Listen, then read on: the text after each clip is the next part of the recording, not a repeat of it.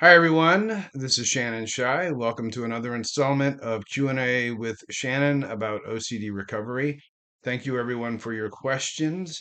If you want to ask a question, you can send it to me on Facebook, Instagram, or my YouTube channel, or even you can email me shannonshy@gmail.com. If you wish to remain anonymous, please don't post your question on the public forum. Just send it to me privately. And also let me know that you would like to remain anonymous. So today's question comes to us from Anonymous. A little bit long, but I want to read the whole thing to give you the context. I had got to a place where OCD had no adverse effect on my life anymore. I had done a lot of work to get there. But last year, I had a lot of stress in my life, and I believe now I turned that situation into OCD. Now the stress is a lot better, but OCD has returned all my old themes, and I feel like I am never going to get better. And why, after doing all that work and being in a great place and working so hard, I am now back to the beginning, which I know I am not, as I do know I have learned a lot.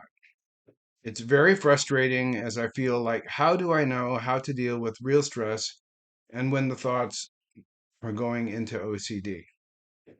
So let me state, and I have a few points I want to make on this.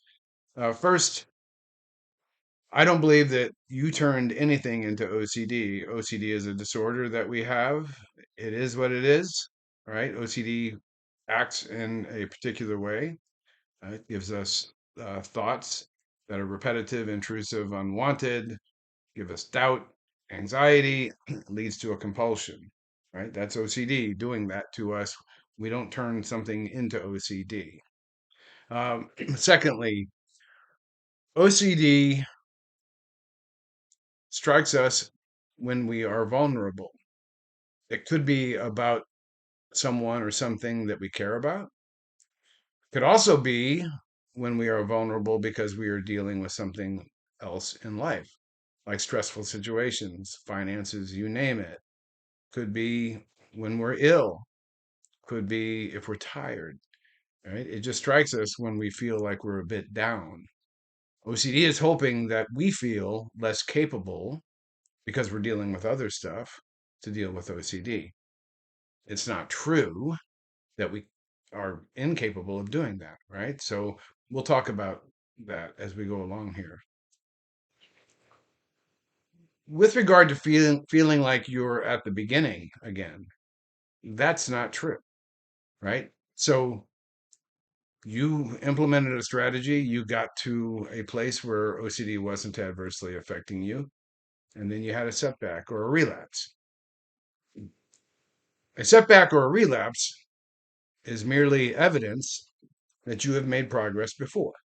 If you did it before, you can do it again. The key is implementing the strategy when OCD presents itself. So people ask me all the time if I'm cured. OCD doesn't affect me anymore. And at one point in my life, it had turned my life upside down. Every waking moment was a trigger. Well, I can read, see, hear anything, and I am not triggered.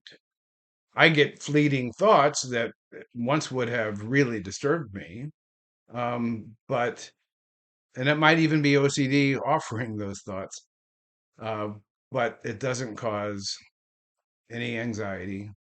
The doubt doesn't cause me to chase myself in circles, right? So I don't say that I'm cured, whatever that means. What I say to people is I don't care if OCD comes back because I know what I'll do if it does. Right? So you've haven't lost anything. You have evidence-based proof that you could do it. So do it again. With regard to the question about um, I don't know what stress is anymore, or whether it's OCD. So one of the pieces of advice I got from my psychologist early on, and this is back in 1997, because I was concerned that I was getting good at implementing my strategy, and then I might become numb to a situation that actually required my attention. I used an example of one of my triggers and episodes. And my psychologist was like, well, that's OCD. And I said, you don't understand what I'm saying. I'm asking you if everybody in the world who didn't have OCD saw this situation and would say, those people need help, what should I do? Because now I'm treating those types of thoughts as OCD. And he gave me a piece of advice that stuck with me. And he was like, look, you have OCD. So your job is, if you think OCD is the source, treat it as OCD. If you see something that actually requires your attention, you will know it instinctively and then you will act appropriately.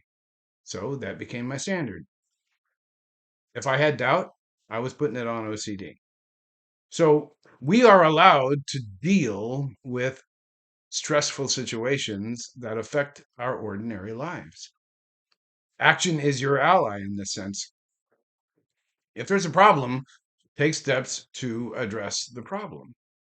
That's okay. That's not OCD.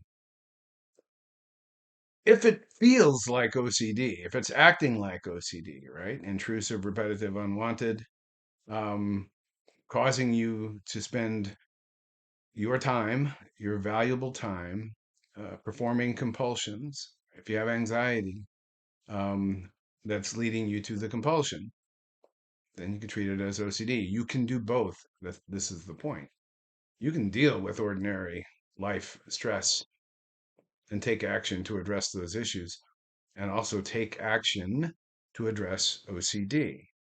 You don't need to get swept up in this wave of, oh my God, is this stress or is it OCD? You'll know it if you have issues that need to be addressed, and you can address them, and you can deal with OCD.